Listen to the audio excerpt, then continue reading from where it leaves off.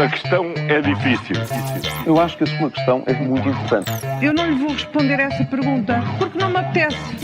Ficará eventualmente a pergunta no ar. É uma boa pergunta essa.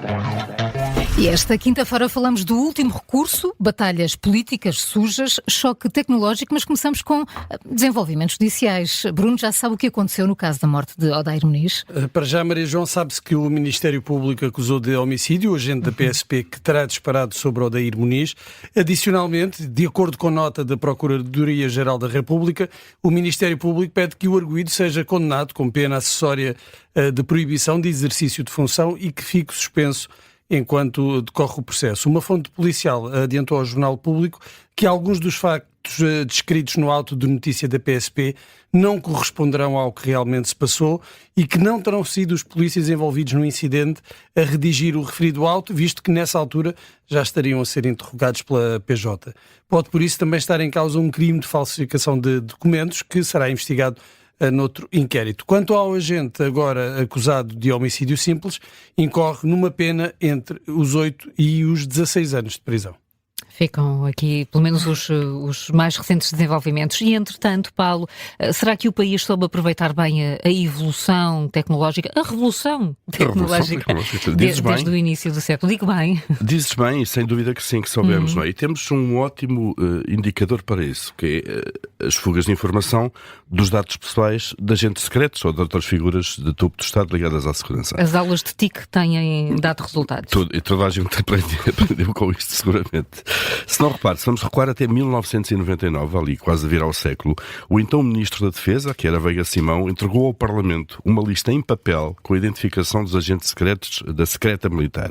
A lista foi publicada nos jornais, rapidamente chegou aos jornais, claro, e o Ministro caiu no dia seguinte. Isto foi em 99. Agora, 25 anos depois, estamos agora nesta altura, não é? Aparece uma lista com a identificação de espiões no gabinete do chefe de gabinete do Primeiro-Ministro. Foi recolhida pelos agentes que fizeram a busca ao gabinete de Vítor Scari, em novembro de 2023, aquela busca que levou à queda do governo. Ora bem, e essa lista estava onde? Em papéis impressos, presos por um clipe ou um agrafo? Não. Estava num caderninho escrito à mão? Também não. Nada disso. Estava numa evoluída pen, daquelas que se colocam na entrada USB de um computador. Portanto, cá está a evolução tecnológica. De alguns computadores. De alguns computadores. Há uns que já nem têm isso. Mas, de qualquer maneira, a pen ainda é universalmente aceita de alguma maneira, não é? E, portanto, cá está a evolução tecnológica. Os agentes secretos deixam de o ser, secretos, como é evidente, não é? Mas agora tudo se passa de forma tecnológica. Quem diria, quem diria. E será que a guerra das autárquicas começa mais cedo, Bruno? Pois, parece que sim, começa cedo e ameaça ser uma guerra sem quartel, porque ontem até tivemos o PSD da Guarda a atacar Ana Mendes Godinho, anunciada como candidata do Partido Socialista à Câmara de Sintra. É verdade que a antiga Ministra do Trabalho concorreu como cabeça de lista pelo Distrito da Guarda nas últimas eleições legislativas e até era apontada como possível candidata à autarquia, mas nem a deslocação para uma autarquia da Grande Lisboa impediu o ataque.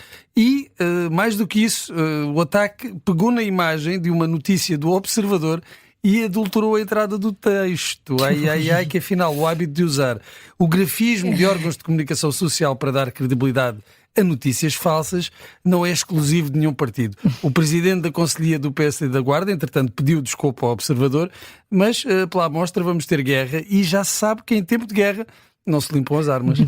Paulo, é desta que avança o julgamento da Operação Marquês? Parece que sim, não é? Está tudo a correr bem, muito bem, aliás, nestes últimos dias, se esquecemos dos 10 anos que passaram desde o início das investigações. O Supremo Tribunal de Justiça rejeitou o último recurso que andava lá pelos tribunais e que estava a travar o início do julgamento. Era um recurso de José Paulo Pinto de Sousa, primo de José Sócrates, também está implicado neste caso.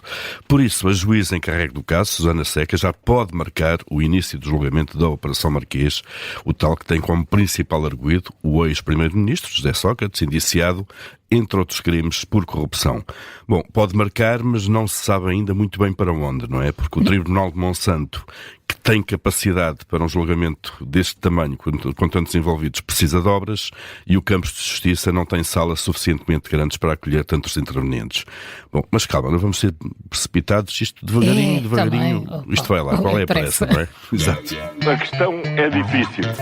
Eu acho que a sua questão é muito importante. Eu não lhe vou responder essa pergunta porque não me apetece. Ficará eventualmente a pergunta no ar. É uma boa pergunta essa.